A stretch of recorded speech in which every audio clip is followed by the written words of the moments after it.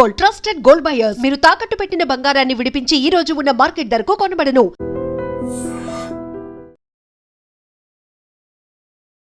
నమస్తే. Nandu's world YouTube channel నిర్వహిస్తున్నటువంటి దంపతులు ఇద్దరు కూడా రమానందన, ఆమె భర్త మధుకర్, వీళ్ళు మోసాలు చేస్తూ ఉన్నారు. అక్కడ యూకేలో ఉండి ఇక్కడ భారతీయులు అమాయకులైనటువంటి వాళ్ళ దగ్గర వీసాలని చెప్పి ఉద్యోగాలు ఇప్పిస్తామని చెప్పి మళ్ళీ వాళ్ళకి నకిలీ వీసాలు ఇచ్చి చాలా దారుణంగా లక్షలు దోచేసి దాదాపు 10 కోట్ల రూపాయలకు పైగా దోచేసి మోసాలు చేశారు అని చెప్పి వార్త వస్తూ ఉంది. కొన్ని రోజులుగా మనం ఈ వార్తలు వింటానే ఉన్నాం. ఆమె చాలా ఫేమ్ ఉంది యూట్యూబ్లో కావచ్చు, సోషల్ మీడియాలో. వాళ్ళిద్దరూ కలిసి వాళ్ళ ఫ్యామిలీకి సంబంధించినటువంటి అనేక వీడియోలు పోస్టులు చేసి మంచి పేరు సంపాదించారు. బాగుంది, యూకేలో ఎట్లా ఉన్నారు ఏంటన్నది. మెగాస్టార్ చిరంజీవి గారి సినిమాలో కూడా ఆమెకి అవకాశం వచ్చింది. మొన్న రీసెంట్గా వచ్చినటువంటి మనశంకర్ వరప్రసాద్లో కూడా కనిపించింది, అందరికీ తెలుసు. కానీ లోపల వాళ్ళు ఇన్ని రకాలుగా మోసాలు చేస్తున్నారు. డబ్బులు సంపాదించడం కోసం అమాయకుల్ని ఇంత దారుణంగా వంచారని చెప్పి ఇప్పుడు వస్తున్నటువంటి కేసులను బట్టి అర్థమవుతుంది. ఆంధ్రప్రదేశ్లో ఎన్టీఆర్ జిల్లా ఇబ్రహీంపట్నం దగ్గర ఒక కేసు నమోదైంది. ఆల్రెడీ 7 నెలల క్రితమే కేసు నమోదైంది. ఇప్పుడు హైదరాబాద్లో కూడా లేటెస్ట్గా కాప్రా పిఎస్లో కేసు నమోదవుతున్నట్టుగా ఇన్ఫర్మేషన్ వస్తోంది. అంటే ఇక్కడ ఆంధ్రప్రదేశ్, తెలంగాణ కాదు, ఇతర రాష్ట్రాల్లో కూడా బీహార్ కావచ్చు, రాజస్థాన్ కావచ్చు, గుజరాత్ కావచ్చు, ఇలాంటి ప్రాంతాల్లో కూడా కేసులు ఉన్నాయి. అక్కడ వాళ్ళని కూడా చాలా దారుణంగా మోసం చేసి లక్షలు గుంజేశారని చెప్పి వార్తలు వస్తూ ఉన్నాయి. ఆల్రెడీ ఆంధ్రప్రదేశ్ ఇబ్రహీంపట్నంలో కేసు ఆల్రెడీ 7 నెలల క్రితమే బుక్ అయింది. పోలీసులు వాళ్ళకి నోటీసులు కూడా పంపించారు, రెస్పాండ్ కాలేదు. A1, A2, A3 ఆ దంపతుల ఇద్దరితో పాటు ఆ మధుకర్ తండ్రి మోహన్ రావు పేరు మీద కూడా A3గా ఆయన పేరు కూడా చేర్చారు. సో ఇంత జరుగుతోంది. కానీ ఇంకా ఆ రమానందన ఒక వీడియో రిలీజ్ చేశారు. మా మీద దుష్ప్రచారం చేస్తూ ఉన్నారు, ఇవేమీ నమ్మకండి. ఆల్రెడీ యూకేలో కొంతమంది ఆ విధంగా చేస్తే కేసులు పెట్టాం, వాళ్ళు ఇండియా పోయి మళ్ళీ మా మీద పనిగట్టుకుని దుష్ప్రచారం చేస్తూ ఉన్నారని చెప్పి ఒక విక్టిమ్ కార్డు ప్లే చేసే ప్రయత్నం చేశారు రమానందన.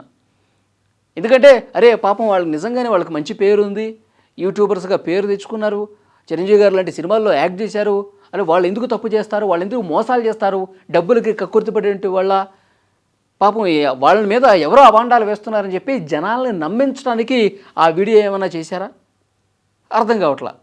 ఎందుకంటే ఇప్పుడు ఇవన్నీ ఎందుకు బయటకు వస్తున్నాయంటే డెఫినెట్గా మోసం చేశారు, బాధితులు రోడ్ల మీదకి వచ్చింది, ప్రస్తుతం మీడియాతో మాట్లాడుతుంది, వాస్తవం అనేదిగా అన్నట్టుగా క్లియర్గా కనిపిస్తుంది. దానికి కారణం ఏంటంటే తెలంగాణ పోలీసులు ఒక హెచ్చరిక పంపించారండి. లేటెస్ట్గా మీకు చూపిస్తున్నాను చూడండి. తెలంగాణ పోలీసులు వీళ్ళిద్దరు ఫోటోలు పెట్టారు, చూసారా? ఇదిగోండి, ఈ ఫేస్లు బ్లర్ చేసి తెలంగాణ పోలీసులు చాలా క్లియర్గా పెట్టారు. భార్యాభర్తలు ఇద్దరు, మధుకర్, రమానందన. తెలంగాణ పోలీస్ అధికారికంగా, ఎందుకంటే హైదరాబాద్లో కూడా చాలామంది బాధితులు ఉన్నారు, పోలీసులను కలుస్తున్నారు, వాళ్ళ బాధ చెప్పుకుంటున్నారు, ట్రాన్సాక్షన్స్ అన్నీ చూపిస్తూ ఉన్నారు. ఇదిగోండి మేము ఇన్ని లక్షలు పంపించామని చెప్తున్నారు. సో వెంటనే అలర్ట్ అయ్యి పోలీస్ డిపార్ట్మెంట్ ఒక అలర్ట్ మెసేజ్ పంపించింది చూడండి. ఈ మధ్య విదేశాల్లో మంచి ఉద్యోగాలు ఉన్నాయంటూ వీసా ఇప్పిస్తామంటూ మోసాలు ఎక్కువగా జరుగుతున్నాయి, ఇలాంటి మోసపూరిత వలలో చిక్కుకోవద్దు. ఇదిగోండి తెలంగాణ పోలీస్, వీసా స్కామ్లో చిక్కుకోవద్దు, మీరు బాధితులైతే వెంటనే స్థానిక పోలీస్ స్టేషన్లో అలాగే CCSలో రిపోర్ట్ చేయండి. ఇలాంటి మోసగాళ్లకు కఠినమైన భారత ఇమిగ్రేషన్ చట్టాలు, BNS చట్టాలతో 7 సంవత్సరాల వరకు శిక్ష పడుతుంది. చాలా క్లియర్గా చెప్పారు. కన్సల్టెన్సీ పేరు, యజమాని వివరాలతో పాటు మీ దగ్గర ఉన్న డబ్బుల రుజువుతో భారత ఎన్ఫోర్స్మెంట్ డైరెక్టరేట్ EDకి, CBIకి ఫిర్యాదు చేయవచ్చు. ఆ కన్సల్టెన్సీ లేదా ఆ కన్సల్టెన్సీ యజమానులకు సంబంధించిన ఆస్తులను సీజ్ చేసే అవకాశం ఉంటుంది. సో వాళ్ళకి ఇక్కడ ఏమైనా ఆస్తులు ఉంటే వాటిని సీజ్ చేసి ఆ హక్కు కూడా ఈ పోలీసు వ్యవస్థకు ఉంటుంది. డెఫినెట్గా మీరు ఎవరన్నా ఆ విధంగా మోసపోయి లక్షలు మోసపోయి ఉంటే కనుక వెంటనే మీ స్థానిక పోలీస్ స్టేషన్స్కి వెళ్ళి పోలీసులకు ఇన్ఫర్మేషన్ ఇవ్వండి అని చెప్పి వాళ్ళ ఫోటోలు పెట్టారు చూడండి. తెలంగాణ పోలీస్ డిపార్ట్మెంట్ వాళ్ళ ఫోటోలు వేసి ఇక్కడ ఈ పాస్పోర్ట్, వీసాకి సంబంధించిన ఫోటోలు కూడా పెట్టారు. అంటే క్లియర్గా అర్థమవుతుంది వీళ్ళు ఎంత బుకాయించినా సరే ఉపయోగం లేదు. డెఫినెట్గా వాళ్ళు తప్పు చేశారు, నేరం చేశారు, అమాయకులైనటువంటి బాధితుల్ని మోసం చేశారని చెప్పి పోలీస్ డిపార్ట్మెంట్ కూడా చాలా క్లియర్గా చెప్పినటువంటి పరిస్థితి ఉంది. ఇబ్రహీంపట్నంలో ఒక కేసు ఉంది, ఇప్పుడు హైదరాబాద్లో కాపురాలో కేసు ఉంది. పదుల సంఖ్యలో ఇంకా వస్తున్నారు. ఇంక బయటికి ఎంతమంది వస్తారో, ఇతర రాష్ట్రాల వాళ్ళు కూడా ఉన్నారు, వాళ్ళు కూడా వస్తారు.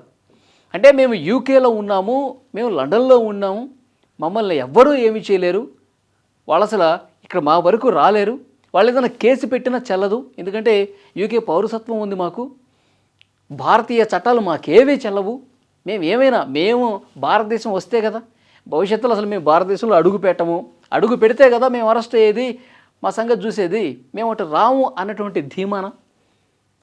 లేటెస్ట్గా సమాచారం ఏంటంటే ఇక్కడ పోలీసులు కూడా లుకౌట్ నోటీసులు జారీ చేసినట్టుగా తెలుస్తోంది. వాళ్ళు ఏ క్షణం ఇండియాకు వచ్చినా వాళ్ళు డెఫినెట్గా పోలీసులు ఇన్ఫర్మేషన్ వెళ్ళిపోతుంది, అరెస్ట్ చేసేస్తారు.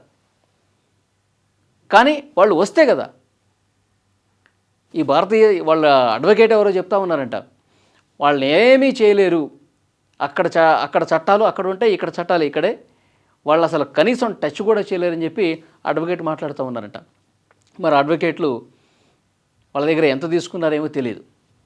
చాలా బాధాకరమైన విషయం. ఒక్కొక్కళ్ళు చెప్తుంటే నిజంగా మీడియాతో మాట్లాడుతున్నారు కొంతమంది బాధితులు, మేము నమ్మేమండి వాళ్ళని, వాళ్ళు అందరికీ తెలిసినటువంటి వ్యక్తులు కదా, యూట్యూబ్లో వీడియోలు కూడా చూస్తూ ఉంటాం కదా, వాళ్ళకు కొన్ని కంపెనీలు ఉన్నాయని చెప్తున్నారు, తెలిసిన కంపెనీలు ఉన్నాయని చెప్తున్నారు, సో మాకేదో అవకాశం ఇప్పిస్తారు అని చెప్పి లక్షలు వాళ్ళకి ఇస్తే బ్లాక్ చేస్తూ ఉన్నారంట, ఫోన్లు కలవకుండా బ్లాక్ చేస్తూ ఉన్నారంట, ఏం చేసుకుంటావో చేసుకో అని చెప్పి బెదిరిస్తూ ఉన్నారంట.